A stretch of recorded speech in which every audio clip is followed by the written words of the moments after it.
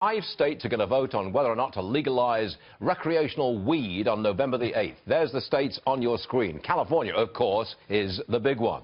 Look who's here to address this issue. The man from California himself, his name is Larry Elder, Salem radio nationally syndicated host. Okay, looks to me like California says yes to recreational marijuana, and that is a game changer. What say you? I think so. California, of course, is the largest state. Its economy, if it were a separate country, would be about the 6th largest in the world. It is a game changer, and I think you're right.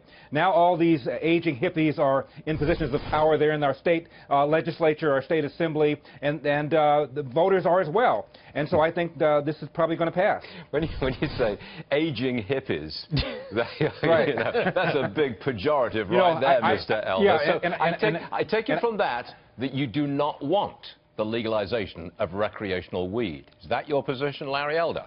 No, it isn't. I'm a libertarian, and I believe that people have a right to abuse their bodies if they want to, as long as they don't hurt anybody else.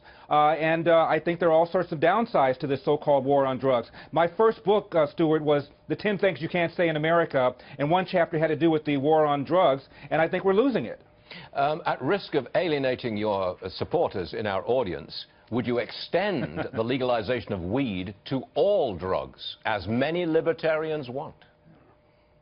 Actually, I would. Obviously, I would prohibit the sale to minors, and I would be concerned about using drugs while you're driving vehicles and the inability of some tests to determine whether or not you're high off some sort of drug. But yes, I would. I think when you look at the crime that's associated with drug abuse, people robbing, maiming, and stealing in order to support a drug habit, which would be a lot cheaper were it to be done by Philip Morris as opposed to the Cali cartel, all things considered, the corruption in our judicial system, the use of informants, the distrust of blacks because of a disproportionate number of blacks are busted. All those things, you add it all together, I think we ought to call off the war on drugs and treat it as a health problem as opposed to a criminal justice problem. We learn new things every day about Larry Elder, our guy from California. All right. And Stuart, as to the sins of my youth, either the Lord has forgiven me or the statute of limitations has run out. Good one, good one. I've got to ask you about Jay-Z. He's going to give a free concert for Hillary Clinton. I mean, it's days before the election. It's going to be held in Cleveland, free concert. What do you make of that? Hillary Clinton being supported by a former drug dealer and misogynist.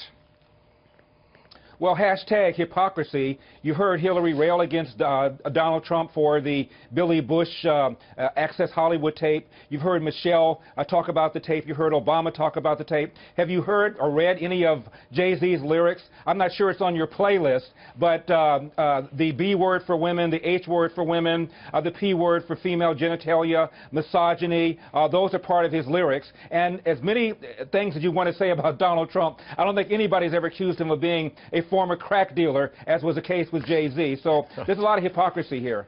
Let me assure you and all of our viewers that whatever you did in your youth did not dull your brain. Larry Elder, you're all right. Thanks for joining us, sir. We'll see you soon. My pleasure. My pleasure.